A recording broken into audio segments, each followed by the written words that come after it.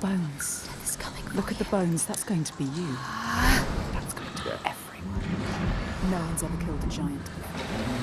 What makes you think you can Stay down. 3 years almost, huh?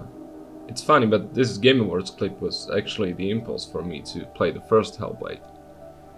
I vividly remember watching it, floored by the visual fidelity on display, waiting for the gameplay to start and then coming to the realization that holy shit, this is the gameplay. Come to think of it, the 2021 ceremony was an interesting one, full of promises of what the mythical next gen is about to bring, Epic and its new Unreal Engine 5 being especially impressive with stuff like this, or the Matrix demo. 2024 now, and there's no sugarcoating it. In hindsight, it's hard to look at the offerings of this latest generation without having a bittersweet taste in mouth, like a child being promised a spectacle at Luna Park only to realize that it was a trick and your parents are taking you to the dentist's office. That's of course not to say that we've been shown something downright untrue or unrepresentative of reality. There haven't been any Watch Dogs-esque downgrades among all the world premieres. If anything, Hellblade 2 actually stepped up its game and the release version is even more graphically accomplished than these early slides. I'm talking about this 9th console generation feeling a bit underwhelming in the grand scheme of things, with the shortages back in 2020 and 2021, the lackluster offering of truly next-gen titles, and the dream of 4K photorealistic gaming fading into a stuttery pixelated mess upscaled from oh god. But that's a story for another day. Well, not entirely, put a pin in that, we'll briefly come back to this. Oh, and it's not all doom and gloom anyway. This year in particular, we are finally starting to see some impressive UE5 titles emerging in the indie and AA scene. And I think in the next 2 years we are about to have a proper supply of big AAA efforts that won't be held down by forced cross-gen availability to maximize sales. I'm getting sidetracked though, so let's get back to the topic at hand, shall we?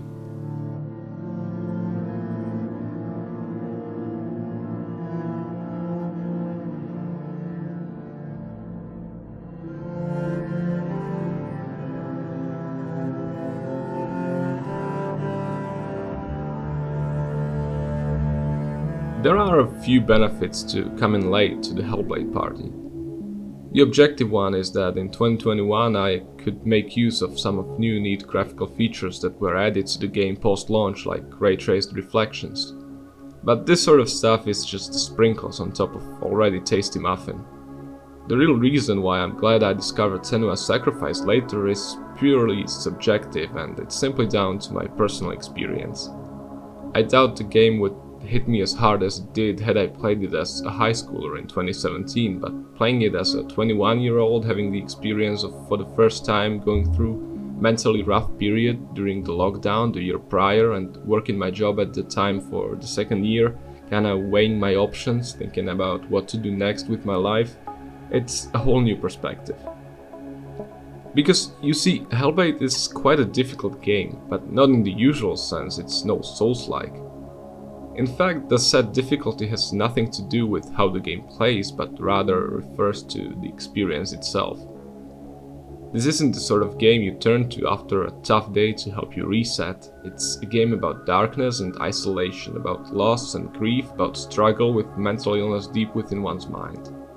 But it's also a game about finding the will to persevere, to overcome, to find meaning and purpose even at your lowest. It's a beautiful piece of art. It's also an unrelenting sensory attack that captures the mental state of its protagonist unlike anything out there. It's intense, exhausting, yet cathartic and therapeutic. It isn't, however, a game with mainstream appeal. It's a short, linear, story-driven action-adventure with no multiplayer component, no complex gameplay mechanics to master over multiple playthroughs, no skill trees to spend your points in, no open worlds to explore and side missions to complete. There's no season pass or DLC to provide means of further monetization, no skins or cosmetics, and the main character couldn't be more distant from the stereotypical battle-hardened badass white guy. Well done, you've just successfully alienated over 90% of your potential customers. Good, I say. Fuck 'em. Art and business aren't as distant as they're often made out to be. The purpose of art is to evoke emotion. What some love, others will hate, but that's when you know you succeeded in creating something noteworthy. If it's met with cold indifference, that's where problems start. In many ways, the same can be applied to business strategy. If your product reaches millions but is met with a dispassionate shrug, not good. Finding your niche, reaching thousands but creating deep engagement is much more preferable and a setup for profitable and sincere business endeavor. Easier said than done though, and it's remarkable how ballsy Ninja Theory were when they decided to self-publish Hellblade. And while the game turned profit and became a critical hit, I'm sure there were countless sleepless nights behind the success, so when in 2018 an offer came from Microsoft to acquire the studio and help fund and publish their future projects, it was met with a resounding yes.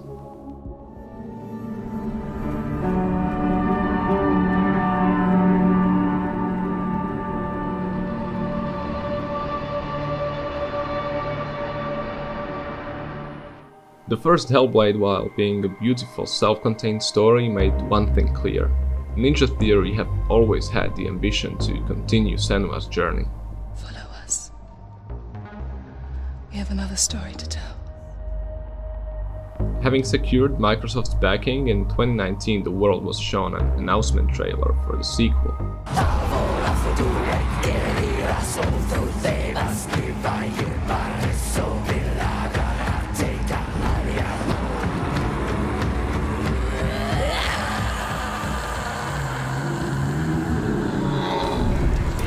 From what we know, however, it, contrary to popular belief, hasn't entered full production until 2020, as prior to that, Ninja Theory were focusing the bulk of their efforts on completing Bleeding Edge, their multiplayer arena brawler.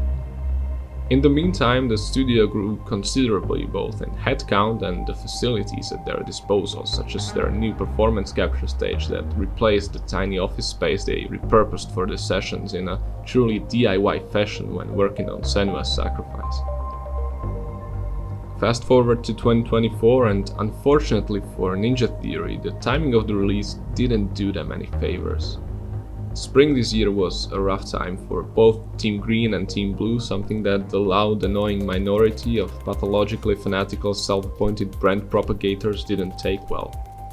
The unfavorable state of Sony and Xbox and the lack of any notable first-party output on both sides has resulted in a surprising wave of interest in the upcoming continuation of Senua's story. Sadly, not the type you'd wish to see.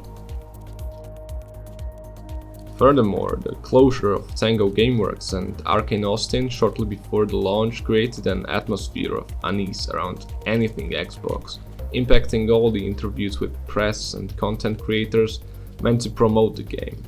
They're all basically just visibly nervous Dom Matthews, the studio head, looking very stiff and uncomfortable while he's dodging any questions related to potential closure of Ninja Theory if the game underperforms, reciting what are quite obviously prepared PR responses. There has been a kind of discourse, I guess, online where it's like people are kind of worried for Hellblade a little bit and feel like it hasn't necessarily been marketed as aggressively, or, you know, people are like, oh, it's coming out in 2 weeks and this is the first tweet I've seen from Xbox proper. It's like, and you being head of the studio and being such a core part of the team and wanting to get this game in front of so many people, how do you react to that? My focus is on making a great game with the people that we have, and you know, I'm really proud of it. I'm really proud of the game, and yeah, I'm proud of it, and I feel good about it. I feel good, and I'm excited about next week. After Saga's launch, the critical reception was very similar to Sacrifice, the game landing with a strong 81 on OpenCritic with a lot of perfect 10 out of 10s and 4 out of 5s, but also some outliers like PC Gamer, who scored it 5.8 out of 10, or Metro Game Central with a pretty bleak 5 out of 10. The latter summarizing it as a joyless slog of barely interactive entertainment and a muddled portrayal of mental illness that just so happens to have the best graphics ever on a video game console. The reason why I'm particularly focusing on this review is because it nicely segues into my next point, and that is that Senua's Saga is simply gorgeous. Sacrifice was a very good looking game and still holds up brilliantly, but Saga is in a whole another universe. There are many games out there that just make you go whoa, whether it's Path Race, Cyberpunk, Moody, Alan Wake 2, Lush, Horizon Forbidden West, but you put any of them next to Saga and you're suddenly like, oh. The immaculate graphical fidelity paired with incredible art and environmental design, state-of-the-art motion and performance capture, and what I personally think are by far the best post-processing effects in a video game ever, simulating the looks of wide anamorphic lens unlike anything else on the market. Shit, I'm getting carried away here. Anyway, all this is there in service of the story. However, a package like that is also bound to naturally attract the crowd that's drawn to the technological spectacle but has little interest in the type of experience that Hellblade is. Especially when you take into account what I alluded to earlier, it's 4 years now since the world was shown the supposed potential of the 9th gen, but somehow all of us, including I think even people within the industry, underestimated the length of development cycles these days. And in the absence of any new blockbusters the caliber of God of War, The Last of Us or gaming's holy grail GTA, it's to be expected that if a very niche game strives for that level of fidelity and pushes the envelope further and you put it on Game Pass day one, well, you'll have players checking it out simply because it looks real nice, but the majority of them will inevitably walk away dissatisfied. Not because it's a bad game, but because they're looking for something different. Too bad some of them lack the sensibility to understand that and prefer shit-stirring to thoughtful discourse. Which leaves us with quite hilarious ear detail comparisons and hopefully also a better understanding of why the launch of Hellblade 2 was accompanied by a wave of not that enthusiastic sentiment. Interestingly enough, the reception was a bit lukewarm even among some fans of the first game. To understand why that is the case, it's time to visit the land of fire and ice.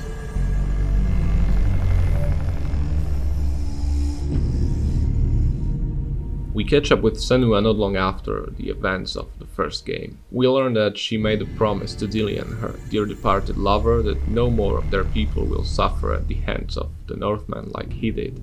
To strike at the root of the problem, Senua let herself be captured as a slave.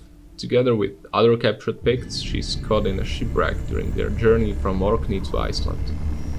Washed ashore, she confronts the leader of the slavers, Thorgester, bests him in what is an incredibly visceral fight and ultimately decides to spare him so she can make him reveal the whereabouts of his settlement and put an end to the raids once and for all. But as Senua soon realizes, it's not that straightforward. The people of Iceland have, to put it lightly, seen better days. Their villages are scorched by the Droiger, they're haunted by the shadows of their past, and on top of that, giants terrorize the lands. Compelling setup, right? The decision to move the story to Iceland was the right one, I think. It's gorgeous. The guys at Ninja Theory have outdone themselves at how well they captured its raw beauty. The Icelandic nature is quite the sight, and captured in detail like this using the photogrammetry data the ninjas collected during their visits of the locations and pairing it with the stunning black magic fuckery that UE5's Nanite can pull off, you don't have to be a Digital Foundry contributor to salivate over the unprecedented granular detail on display here. There's a distinct sense of perfectionism that's a common denominator for almost every aspect of the second Hellblade.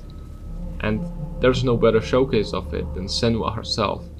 And I'm not talking just about her stunningly detailed character model and how every little twitch and micro gesture captured in Melina Jurgens's astounding performance is faithfully translated into the cinematics.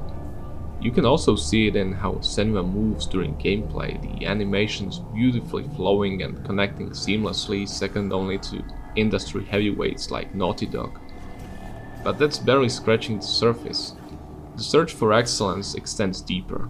For example, the outfits Senua was wearing throughout the game have been physically crafted and then scanned and moved to the game.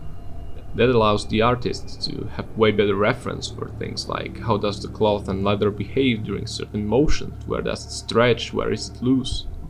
You look at seemingly minor things like Senua's hair and come to realize it's totally flawless. Not in the Lara Croft way, where no matter the torment she goes through, her hair is always like from a shampoo commercial. What I mean is that in every single frame it behaves exactly the way it would in reality. No clipping, no weird sudden motions, no exaggerated movement, it's insane. Each component of the experience is pushed to its limit, striving for perfection. For example, the audio, already beyond impressive, and the first game explores new horizons by making use of binaural sounds beyond just the furies of voices inside Senua's mind. You recognize this place? No. Senua, it's home. This time around, it extends to some of the sounds within the world and even certain vocal parts on the soundtrack. On top of that, the systems they used for things like footsteps, breathing, and efforts are honestly among the very best I've witnessed and contribute greatly to the overall immersion. Wisdom has a price. There will always be a part of you that changes. A part of you that darkens. And a part of you that dies. Another lovely touch is that this time around some of the combat music you hear is diegetic, like during the first Droiger encounter, where it's a part of their ritual, so you hear it change intensity as you move around the arena, which makes it all the more fucked up and cool.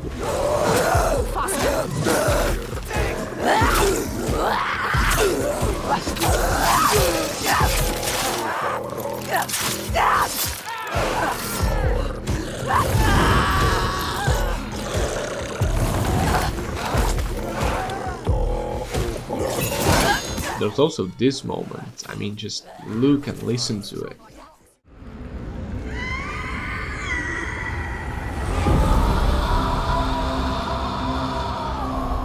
Her rage holds her here, trapped in her hell.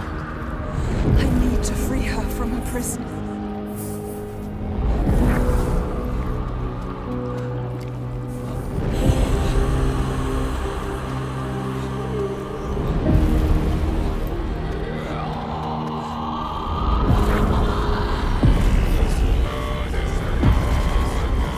When you hear what I'm guessing is Heilung's Maria Franz with her ethereal vocals and then Hellblade theme kicks in, pure bliss.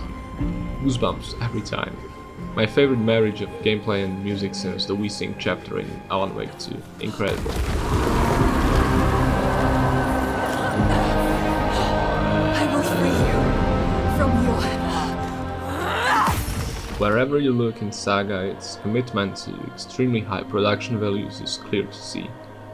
It's the key ingredient that makes it so great, but also the source of most of its woes, as it runs into the barrier of diminishing returns. Hellblade 1, we shot all of our performance capture in a meeting room, essentially. Wow. And apart from our combat. So we tried to, but the ceiling was so low that if we swung a sword, it would hit the ceiling. So we had to go to an external performance capture stage. And we spent 2 days capturing all of our performance capture for combat. Now in our new building, we have our own performance capture stage downstairs, really amazing space. And for combat alone, we've spent 69 days. Let's put that into perspective. So they spent 35 times more time on this.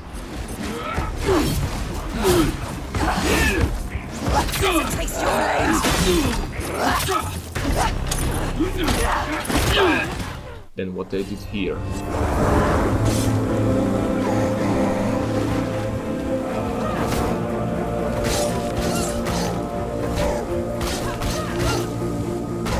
He's down. Finish him. Finish him. Is the result a combat that's 35 times better? I'll let you decide, but I think we all know the answer.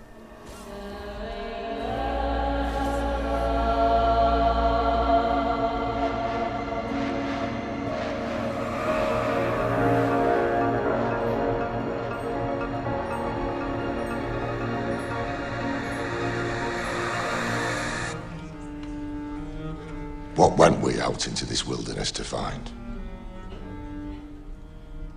Leaving our country, kindred, our fathers' houses. I love Robert Eggersy's films. I love the deep respect and understanding he has for the historical periods his films are set in, the meticulous research he does that guides how he approaches each project, from the script itself to the minute details of production design. In many ways, there are parallels to be drawn between his work and what Ninja Theory is doing, particularly between the Hellblade games and the Northman.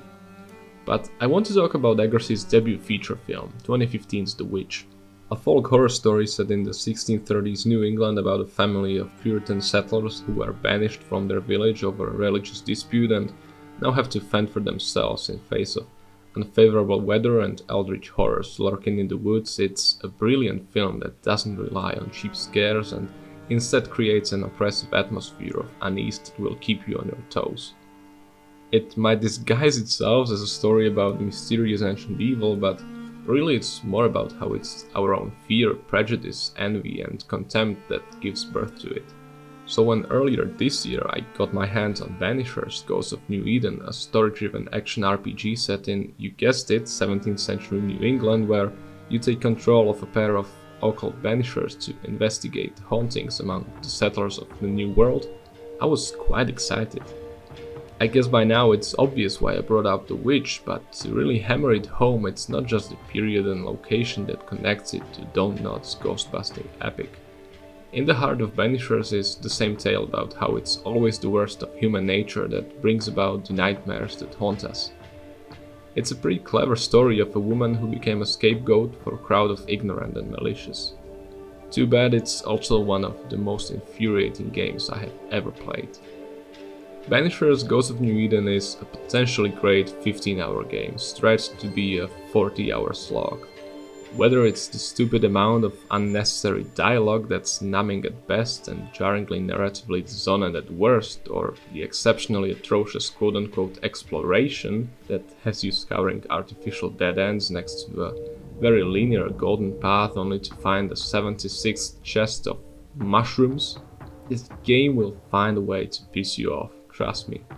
You'll be backtracking for hours, shimmying until your finger on the W key starts to hurt and pondering if the main priority of the dev team was to waste your time. The worst thing is, there's just enough compelling moments scattered around to keep you on board, hoping that this toxic relationship can perhaps still be saved. It's, in many ways, a truly baffling experience. The game's biggest sin by far stems from its inability to identify its own strengths and specialize in what it does best.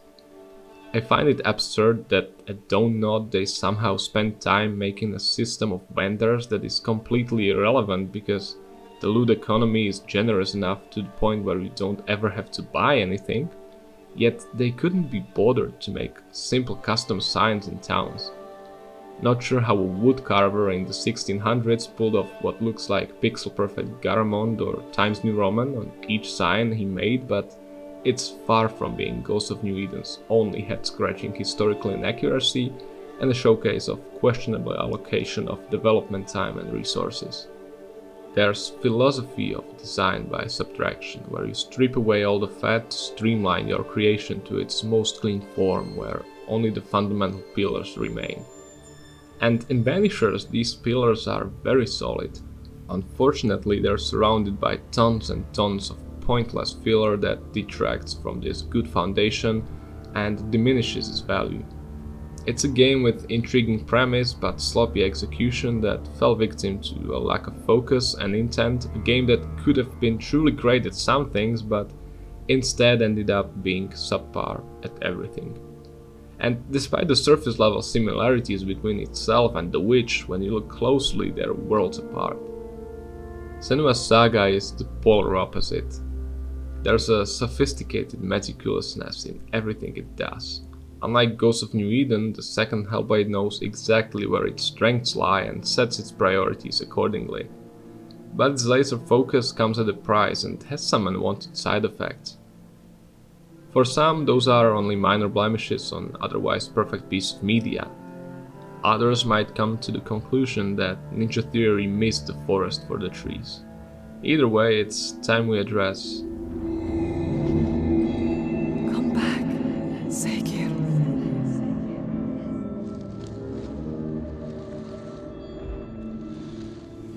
The first Hellblade is a special game in so many ways. Among its many other accomplishments, it also managed to strike balance between mechanically engaging and satisfying gameplay and an intuitive simplicity that allows you to pick up the game and immediately grasp how it plays, despite it having no HUD elements. Its successor stumbles here. In Saga, the combat is simplified, with the kick mechanics no longer present and the enemy encounters limited to one-on-one fights.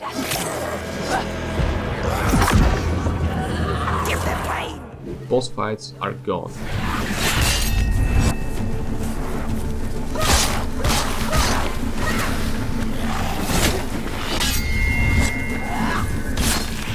The Lorestone collectibles implementation feels like an afterthought. The puzzles, while stunning at how they're presented, aren't especially innovative, and you better like Vulcan because there's a lot of that. To put it bluntly, not only does Saga fail at bringing any novelties to the table, it's also more self-indulgent, and that might be frustrating for a good chunk of the audience.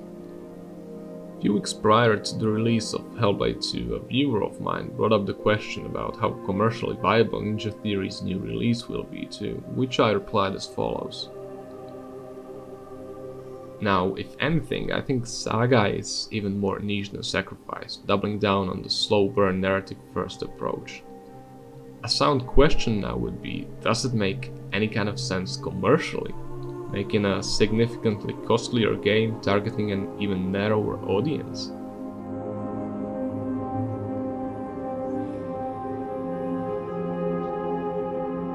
Well, to answer that question, I scoured Ninja Theory's recent financial report. Obviously, at this point, it's way too early to see the impact of Hellblade 2's release. Those figures will only be available this time next year, but there's still a lot of juicy details we can gather here. We'll be looking primarily at the numbers for the year 2023, or more precisely for the period from July 1st, 2022 until June 30th, 2023, and for some additional context, we'll also take a peek at the year before. Some general info first. In the 2 years we'll be talking about, Senua's Saga was in full production. Bleeding Edge, the 4v4 multiplayer title, Ninja Theory's latest release back then, was no longer getting any new content, but the studio had been working on Project Mara, their photorealistic psychological horror game, and the Inside Project, that we don't know much about, but it states it aims to bridge the gap between technology, game design and clinical neuroscience, and is being worked on in cooperation with Cambridge University. What stage these projects were at and how many people were working on them, this we don't know. However, we do know that Ninja Theory is about 105 people strong, and that Senua's Saga had about 80 devs working on it. The report itself doesn't address Inside, but it tells us that the work on Project Mara is continuing, and from the latest insider news, we also know that the studio had another unknown game greenlit by Microsoft. Whether that's Hellblade 3 or something completely different remains to be seen. Good, now that we have the boring exposition done behind us, let's take a look at the nitty-gritty of it.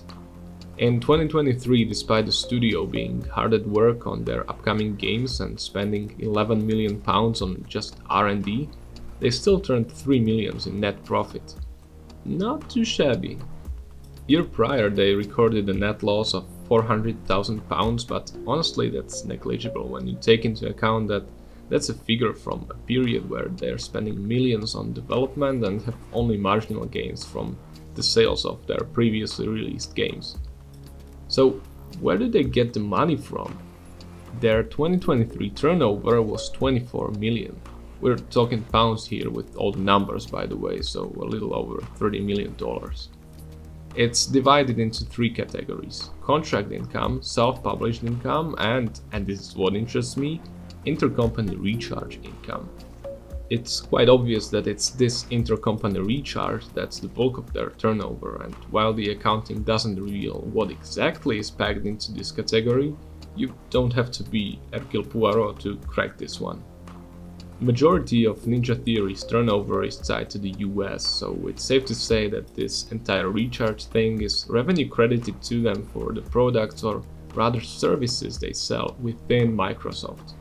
Part of it might be revenue from Game Pass or the Xbox Store, but I believe this is primarily money that has to do with their mocap expertise. Frankly, I think this is one of the main reasons why Microsoft was interested in acquiring Ninja Theory in the first place, and I find it rather perplexing that even some of the industry folks that are normally out there with decent takes kinda missed the mark by a long shot here, right, Gene? This is a studio that's been doing motion and performance capture for 2 decades, working with legends of that space like Andy Serkis and capable of creating greatness even with severe limitations. As much as Phil Spencer tries to hide it with his relatable geeky t-shirts and easygoing attitude, Microsoft's gaming division is a highly competitive business first. You don't acquire an art house studio like Ninja Theory, give them heaps of money and say do whatever you like out of the goodness of your heart. It's clear that Ninja Theory's new state-of-the-art motion and performance capture studio wasn't built with only their output in mind. The UK specifically is an often sought after destination on this front, with studios like Side or Imaginarium providing their services to a plethora of AAA games, blockbuster films and TV shows. So for Microsoft to have their own mocap studio there, one that can match or even surpass the quality of these industry-leading companies, one that can do it for less money and on a schedule that can be controlled by Microsoft themselves, it's not bad to say the least. It's a win-win-win situation. For Microsoft-owned game studios, and of course for Ninja Theory too, as it gives them the financial stability required to sustain themselves as an art house powerhouse. So as much as I disagree with the, in my opinion, reductionist take that the second Hellblade is more of a tech demo like some of the naysayers tend to declare, in a way it's actually pretty spot on. Just not in the sense of it being a poster child for UE5, but rather a demonstration of what Ninja Theory's performance capture team is capable of in case anyone's on the fence whether to use their services or not. With the dawn of Game Pass, we are past the simple act of checking the sales numbers and hoping that it can give us the full picture of how successful a game is on the market.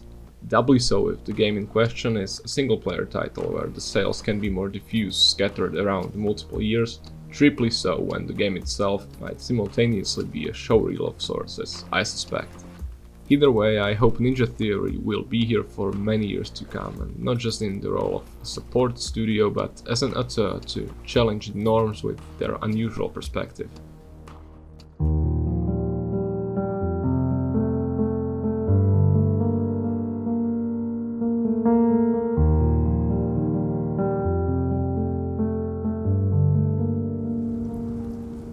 Was there another story to tell, like the ending of the first Hellblade very openly suggested? This is the one last big unanswered question hanging in the air, a question where the answer I reckon might vary depending on who you ask. I've left this topic for the very end of this video on purpose, as this is where I'll be leaning away from the tangible objective stuff and will be instead getting into my subjective read on things. I believe the sequel lacks the momentum the first one had, and the reason why it feels that way is not really its structure or a lack of compelling story beats. It all boils down to a singular factor: the motivation. In Sacrifice, the ultimate drive of Senua's quest was a deep desire to save her love, Dillian, to bring him back from hell. It's an immediately relatable premise. We all experienced loss and can sympathize. After all, it's a motif that has been a part of our mythology as humankind for millennia. Whether it's Orpheus's quest to the depths of Tartarus to save his beloved Eurydice in the Greek myths, or the Norse gods trying to bring back Baldur, or the tale of Japanese kami Izanagi, who ventures to Yomi, the land of darkness, following the departed Izanami. It's a universal struggle to come to terms with the death of a loved one that every culture understands. And while deep inside we all know it's bound to fail, it's human to be in denial, to keep trying and fighting. Senua's Sacrifice masterfully iterates on these tales of old and adds new layers, and the result is, I think, one of the most heartfelt and earnest stories conveyed by a video game ever. And that's quite a mountain to scale when you're making a sequel. one that in the writer's room for Saga they weren't able to overcome. While the main moving force is very in line with Senua's deeply empathetic nature and the tinge of survivor's guilt she carries to save and protect her people, it's inherently much less relatable for the player who lacks any connection to the Pict. They're just a faceless entity, a vague idea that doesn't hold the same power that Dillion represented. It also doesn't help that, from what we know of Senua's past, there were exactly 3 people that didn't treat her like shit and they're all dead. Those being her mother, Dillion and Ruth. So it's this lack of connection to the cause that I think dampens the drive of Saga's otherwise very compelling story. I think there's a great character arc for Senua that unravels, where she learns to understand that the source of darkness inside her isn't her mother's illness like she was led to believe her whole life, but it's instead her father's thirst for control and domination.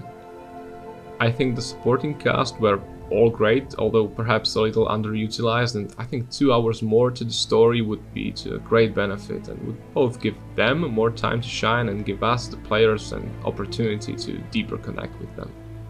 The runtime itself has been a subject of many discussions, and I feel like many players were a bit thrown off by the fact that it's called Saga, which implies a sprawling epic, but were given a lean 5 to 6 hours of gameplay.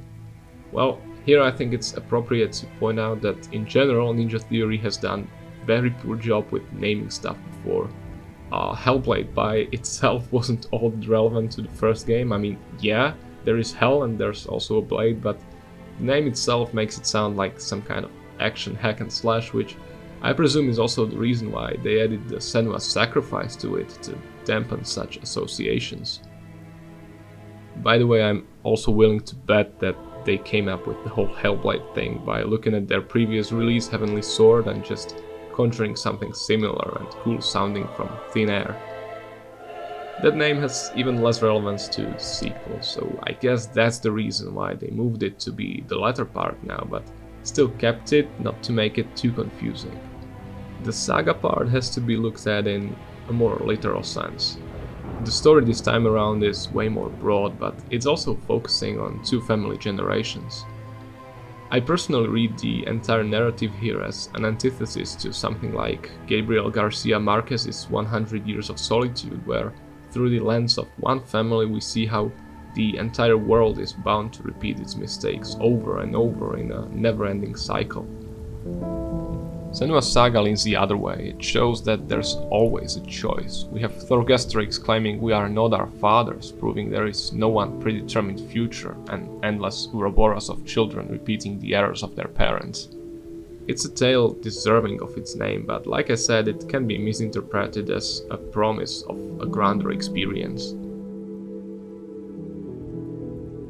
In a nutshell, I think Senua's Saga Hellblade 2 is a stunning achievement, a conjunction of a cutting-edge technology and a bold artistic vision, but ultimately is a sequel that, despite retaining its predecessor's respect and care towards the sensitive subject matter of psychosis that's the centerpiece of its tightly focused narrative, doesn't reach the heights of the original. I've tried for days to put it into words. What is it that's missing? Rewriting this paragraph over and over again, and then it hit me. The accolades trailers for the 2 games say it all.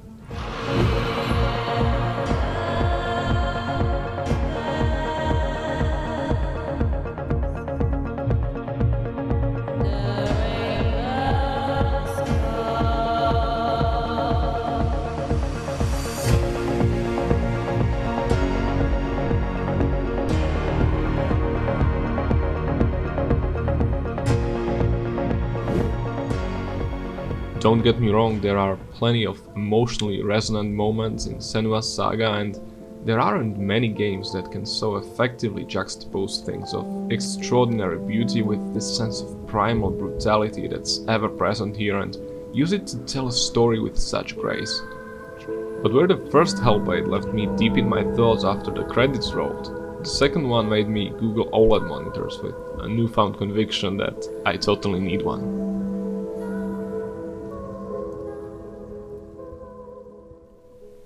You know, After finishing the work on the Plague Tale soundtrack deep dive, I've told myself it's time to steer clear of these long-winded videos as they're a nightmare to produce, but here we are. Although, truth to be told, this one came together quite nicely and rather organically, so there's that. Anyway, if you've made it this far, first of all, thank you for watching. Sincerely, it's much appreciated. On the screen you have, or soon will have, some of my other creations. Considering you've been listening to my yapping for 40 minutes and are still here, I reckon you might find at least some of them worth your time. For those extraordinarily entertained who'd like to support the channel beyond the standard like and subscribe, there's a Patreon link in the description below. Those OLEDs are still quite pricey after all. Oh, and as always, if you got something to say, I'm eager to hear it, so head into the comment section and fire away. And with that said, I will see you guys in the next video. It should be an interesting one. The script's halfway done. You'll see.